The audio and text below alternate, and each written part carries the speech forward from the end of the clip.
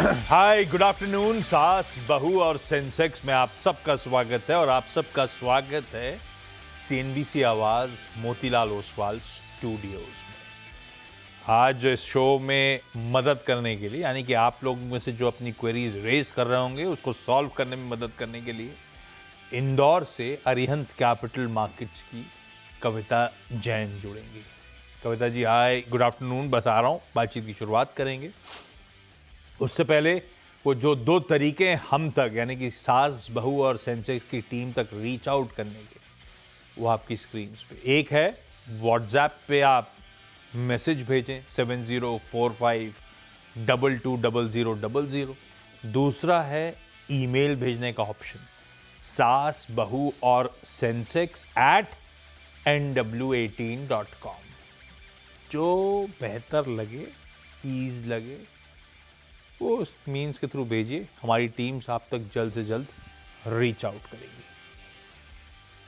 Market screens पर आएगा एक बार इन ग्रीन, लेकिन हाँ वॉलेटाइल सेशन है, ऊपरी स्तरों पर टिक भी नहीं पाया। इसे ऐसे शुरुआत लड़खड़ाती हुई थी क्योंकि ग्लोबल संकेत अच्छे नहीं थे। आज सुबह एशिया मिक्स था, गिफ्ट निफ्टी दबाव में शुरुआत होने के इंडिकेशंस दे रहा था, प्लस यूएस के फ्यूचर्स दबाव में थे।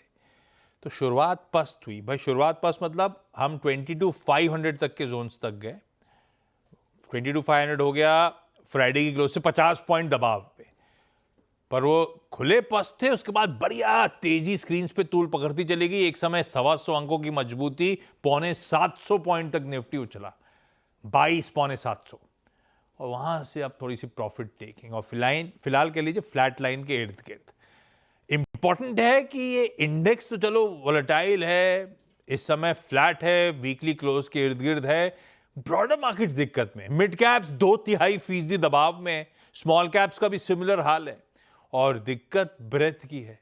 ये इंडेक्सेस तो फिर भी बहुत लिमिटेड स्टॉक्स की पिक्चर थ्रो अप करते हैं, ब्रेथ तो पूरे बाजार का मूड दिखाती है, और वो देखिए कैसे मूड बिगड़ता ही चले जा रहा है। एज वी स्पीक 2.5:1, 1:2.5 कहना चाहिए, दो बढ़ रहे हैं तो 5 स्टॉक ऐसे हैं जो कमजोरी या दबाव के साथ इस समय ट्रेड कर रहे हैं। तो ये दिक्कत वाली खबर है, हम और आपके लिए मूड बिगाड़ने वाली थोड़ी सी खबर है। खैर, पहले निफ्टी पे व्यू, उसके बाद कविता जी के साथ सबकी क्वेरी सॉल्व।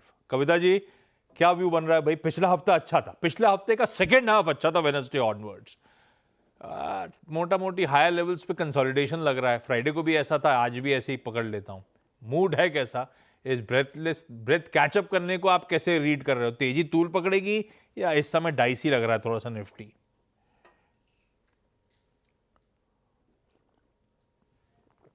निफ्टी अभी एज ऑफ नाउ टेक्निकली आप देखें तो अपने 10-20 ईएमए के बीच में झूलता हुआ दिख रहा है। और अगर ऑप्शन राइटर्स के जोन भी देखें तो अगेन 22,600-700 पर हमें रेजिस्टेंस आता हुआ दिख रहा है।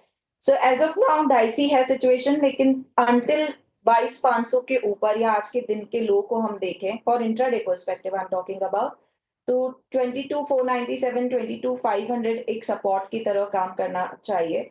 इन एनी केस अभी आप सिर्फ 20 ईएमए तक अप्रोच करने की बात कर सकते हैं, जो कि आज के दिन का हाई भी है। सो डाइसी है, कोई trade zone as of now index पर नहीं है। एज लाइक आप यू राइटली सेड, अभी एडवांस डिक्लाइन भी फेवरेबल नहीं है, तो निफ्टी पर कोई भी ट्रेड अभी नहीं दे। निफ्टी पर इस समय कोई भी ट्रेड नहीं, तो एक no trade zone important averages के बीच में कविता जी हाईलाइट करती हुई। खैर, आज सवाल जवाब के सिलसिले के लिए अपने को एक तो लखनऊ जाना है, ग्रेटर नोएडा और नोएडा जाना है।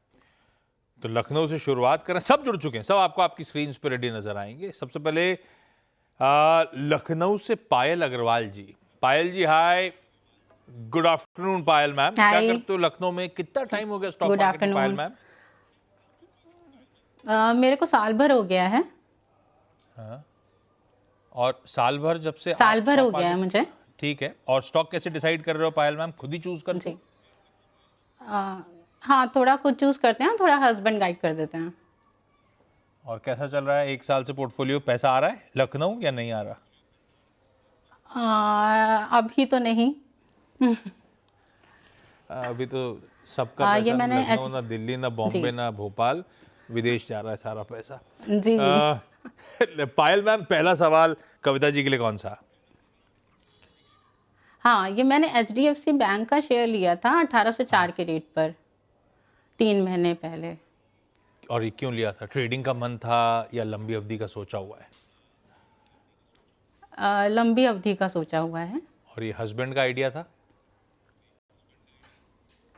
हाँ, कह सकते हैं थोड़ा हस्बैंड का था। और थोड़ा किसका? थोड़ा बाकी CNBC देख करके। अच्छा, HDFC बैंक, थोड़ा हस्बैंड का और थोड़ा CNBC का आइडिया था, लेकिन कविता जी 111 रुपये खरीद से नीचे चल रहा है।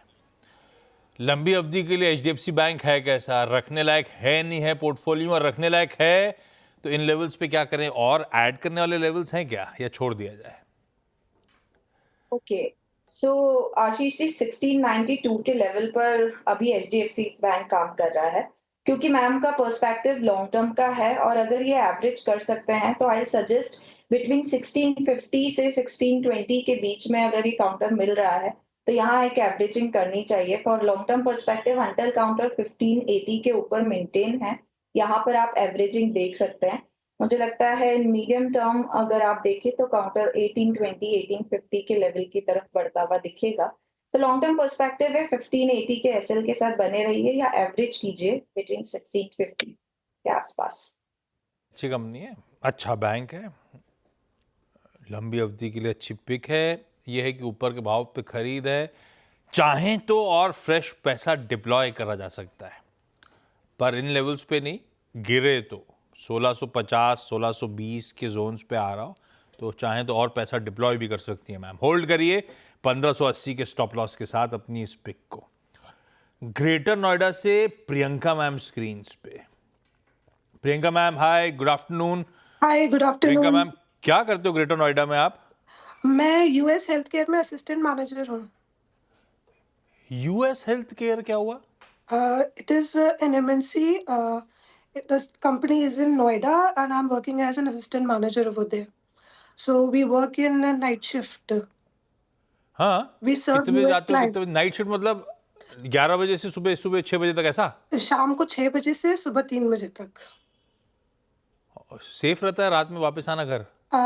ऑफिस कैब देती है and it's on hybrid. तो once in a week I have to go to office. बस once in a week? I have a team, yeah, once in a week. अरे बढ़िया है। प्रियंका मैम, स्टॉक मार्केट में कब से? More than 2.5 years. And stock आप खुद ही office में हाँ। सब लोग डिस्कस करके डिसाइड करते नहीं, हैं? ऐसा होता है क्या? मैं इंटरनेट प्रोन, तो मैं इंटरनेट पे रिव्यूज रीड करती हूँ CNBC आवाज की। I am a regular viewer, तो उस हिसाब से मैं मतलब फॉर द पास्ट 6 मंथ्स मेरे पोर्टफोलियो रेड है। Before that I have made an handsome amount of money from the share market. हाँ, नहीं, लास्ट 6 मंथ 5 मंथ से तो पेन है ही है, सबको पेन आया होगा मेरे ख्याल से। यस। प्रियंका मैम, पहला सवाल। मेरा पहला सवाल है, मैंने टाटा स्टील के 675 शेयर्स हैं with an average price of 161 rupees and 79 Okay. पैसा। सो व्हाट आई थिंक कि अभी प्राइस राइज हो रहा है, तो मैं प्रॉफिट बुक करके एग्जिट कर लूं या should I hold it for long time? अभी तो प्रॉफिट आना है, हाँ, प्रॉफिट मतलब प्लस but दलाली ना- में थोड़ा समय है, but मतलब हाँ, अगर but आए लग वो रहा है भाव कि तो आ निकल रहा- जाऊं या बने रहूं, ऐसा? हाँ, कि मतलब है ना? मैं एग्जिट कर लूं प्रॉफिट आते ही या शुड आई स्टिक? पर आपने लिया लॉन्ग टर्म के लिए था? मतलब मैंने जब लिया था तब मुझे था कि इट विल टच 200, पर वो तो डिप ही होता चला गया। 2 दिन तक वो राइज भी करा, पर और ये फिर वो 200 का टारगेट कैसे आया था जब आपने लिया था 162 पे? ये मैंने 162 पे नहीं लिया था, ये तो मैंने है ना धीरे धीरे लिया, तो वो प्राइस इंक्रीज हो गया। अदरवाइज मैंने तो 132 पे लिया था, फिर वो 183 जब टच कर गया तब मैंने कुछ ज्यादा शेयर परचेज कर लिए। थोड़ा सा लालच में आके आई थॉट कि अरे ये तो बढ़ रहा है, सही ट्रेड पड़ रहा है मेरा। हाँ, तो ठीक है। वहां पे थोड़ा डिप कर गया, मतलब वहां से मेरा है ना हिसाब गड़बड़ा गया। पर मेटल्स चल अच्छे रहे, टाटा स्टील भी कमाल कर रहा है, आप सही कह रहे हो, पिछले कुछ दिनों में गजब के मूव्स आए। कविता मैम, इस बार करें क्या? मेरे भाव पे आए, मेरे भाव के ऊपर निकले, निकल जाऊं स्टॉक से या बनी रहूं? ओके, तो आशीष जी मेटल्स में अच्छा मोमेंटम अभी बना है, और है ना हायर टाइम फ्रेम भी हम देखें अपने 50 वेमा के ऊपर जाकर टाटा स्टील अभी ट्रेड करते हुए दिख रहा है। मैम की एवरेजिंग सिंस ऊपर की तरफ हो गई है, और मेटल्स के साथ एक परेशानी है कि वोलेटाइल कंपैरेटिवली ज्यादा होते हैं। मुझे लगता है 145 का एक एसएल मेंटेन कीजिए, जो कि इसका 50 वेमा भी है। अपसाइड बिल्कुल यहाँ चार्ट पैटर्न्स पर भी अगर मैं देखूं तो मुझे लगता है 185 200 तक के लेवल आते हुए दिख सकते हैं, बट समय देना होगा। 145 के एसएल के साथ अपनी पोजीशन में फिलहाल बने रहना चाहिए। चला जा ग्रेटर नोएडा से शैलजा वर्मा जी के पास। शैलजा मैम नमस्ते, good afternoon Shailja ma'am. Shailja ma'am कब से शेयर बाजार से जुड़े हो आप?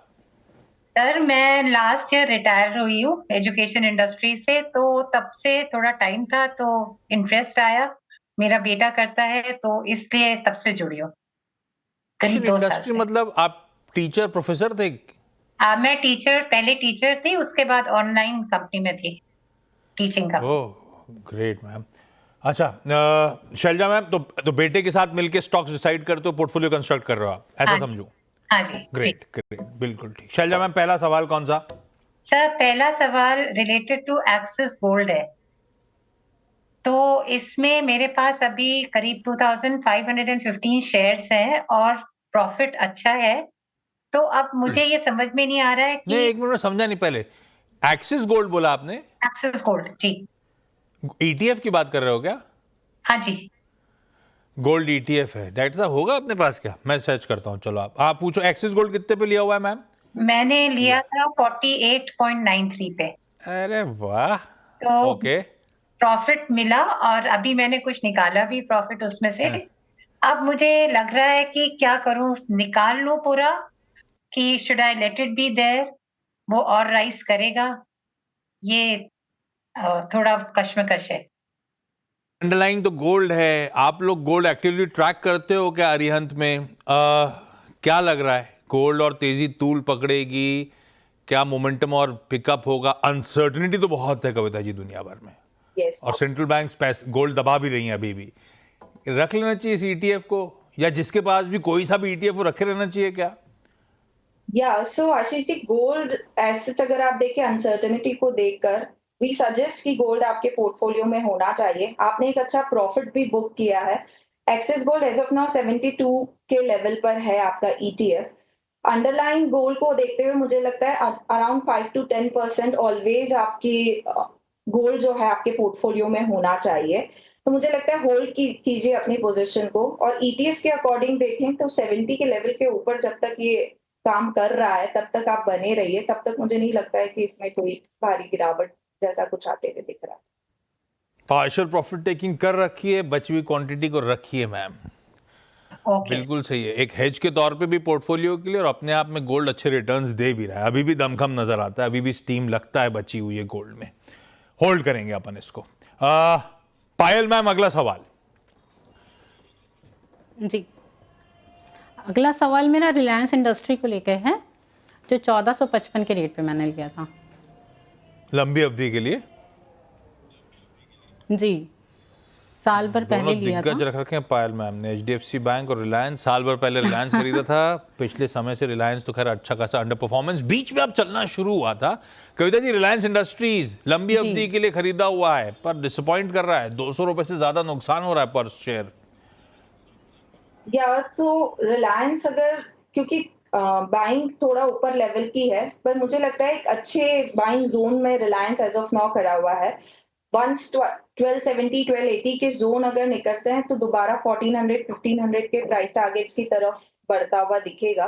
मुझे लगता है अगर फंड्स की रिक्वायरमेंट नहीं है तो होल्ड करना चाहिए अपने पोजीशन को, एंड इवन आप नीचे की तरफ 1200 1220 की तरफ इसे एवरेज कर सकते हैं।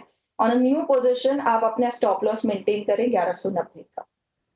1190 के साथ होल्ड की करना चाहिए, बल्कि अब जब आया यहाँ पे तो अपने बाइंग जोन पे है। आप चाहें तो 1200 1220 के आसपास एवरेज भी कर सकते हो मैम। दोनों ही स्टॉक्स पे बहुत सिमिलर व्यूज हैं, हैवीवेट्स जो दोनों आपने एक्यूमुलेट कर रखे हैं अपने पोर्टफोलियो में। पर रिलायंस की चर्चा हुई तो एक बात ध्यान रखिएगा पायल मैम, आप भी और आप सब बाकी लोग भी, सीएनबीसी आवाज की ओनरशिप और मैनेजमेंट दोनों रिलायंस इंडस्ट्रीज के ही पास है। तो एक इंडिपेंडेंट फाइनेंशियल एडवाइजर से भी प्लीज़ आप लोग कंसल्ट करिएगा। प्रियंका मैम, अगला सवाल।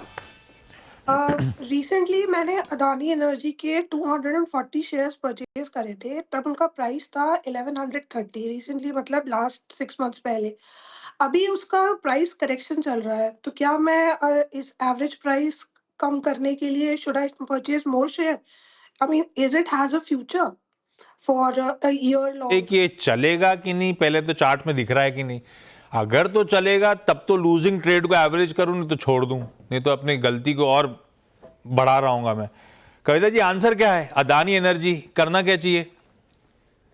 जी, अदानी एनर्जी का अगर आप technical setup as of now देखेंगे तो डाउन ट्रेंड है, और मुझे लगता है कोई भी टेक्निकल बाउंस बैक, अच्छा बाउंस बैक जो आता हुआ दिखेगा वो फर्दर 790 800 के ऊपर जब निकलता है, दैट इज 20 EM में, तब हम यहाँ कोई ट्रेंड चेंज होता हुआ दिखेंगे। पिछले 4 दिन से अच्छा मोमेंटम है काउंटर में। मुझे लगता है ट्रेलिंग स्टॉप लॉस मेंटेन कीजिए अपनी पोजीशन पर, और वो ट्रेलिंग स्टॉप लॉस आप मेंटेन कर सकते हैं 740 का, उसके ऊपर मेंटेन है तब तक होल्ड कीजिए अपनी पोजीशन को। नया पैसा नहीं डालेंगे, जो है उसमें भी 740 का स्टॉप लॉस लगाएंगे।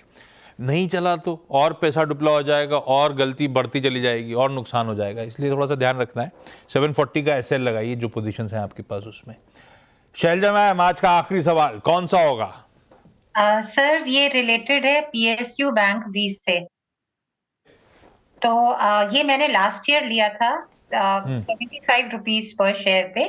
करेंटली ये 65.83 के आसपास है। तो क्या करना चाहिए सर इसमें? Should I sell it off, should I retain it?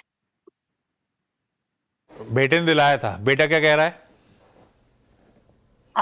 Currently तो ये 65.83 पे है। नहीं, हाँ, ये आपने अपने बेटे से बात करके लिया होगा PSU बैंक 20। he अब वो says क्या to कह रहे हैं retain जब 10 रुपए का नुकसान हो रहा है, तो क्या आइडिया है? He says retain it. Kavita ji सही कह रहे हैं क्या? जी नहीं, कविता जी से पूछ रहा हूँ, वर्मा जी सही कह रहे हैं क्या? PSU बैंक 20 आपने लिया है, आपका ऑब्जेक्टिव अगर आप देखें तो मुझे लगता है PSU बैंक 20 को अगर आप लिए हैं तो स्टॉप लॉस मेंटेन कीजिए उस पर 60 का, लेकिन एक ज्यादा अच्छा डाइवर्सिफिकेशन मुझे लगता है BFSI एज अ होल अगर आप देखें तो PSU में सिर्फ सेक्टर आपको PSU बैंक्स आते हुए दिख रहे हैं या PSU कंपनीज। मुझे लगता है BFSI यहाँ से ज्यादा अच्छा बेहतर परफॉर्म कर सकता है, तो आप शिफ्ट कर सकते हैं अपने फंड को, या हाफ आप डिप्लॉय कीजिए PSU बैंक में, और फर्दर आप मिराई का BFSI देख सकते हैं ETF, जो एक अच्छे रिटर्न्स दे सकता है। वहाँ 20 के स्टॉप लॉस के साथ पोजीशन बनाइए, अराउंड 12 to 15% के रिटर्न हम देख सकते हैं for the price target of 27। मुझे लगता है वो एक ज्यादा बेहतर विकल्प होगा। Yes, perfect. चलिए इस नोट पर Shailja ma'am, Priyanka ji, Payal ji, thank you so much आप सबका जुड़ने के लिए, इस प्लेटफॉर्म पे अपनी क्वेरीज रेज करने के लिए, और Kavita ji thank you so much सारी क्वेरीज को बढ़िया तरीके से सॉल्व करने के लिए, इवन कुछ आउट ऑफ सिलेबस जो क्वेरीज आई थी उनको भी सॉल्व करने के लिए। ब्रेक ले रहा हूं, ब्रेक के उस पार एक क्विक मार्केट चेक।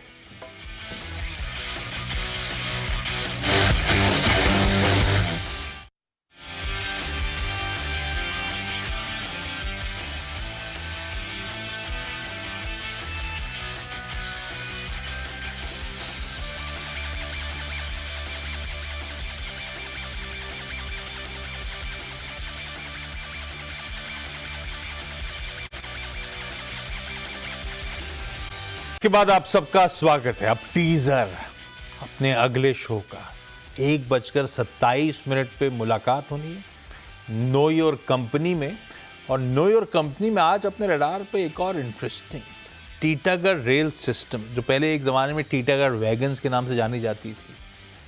काफ़ी बिजनेस इन्होंने डाइवर्सिफाई करा, नाम बदला, काफ़ी सालों से अलग अलग लोगों से इस कंपनी में चर्चा होती रही। आज उस कड़ी में डेप्यूटी MD प्रीतिश चौधरी साहब जुड़ेंगे। प्रीतिश से समझेंगे भाई क्या चल रहा है कंपनी में और आगे का आउटलुक कैसा है।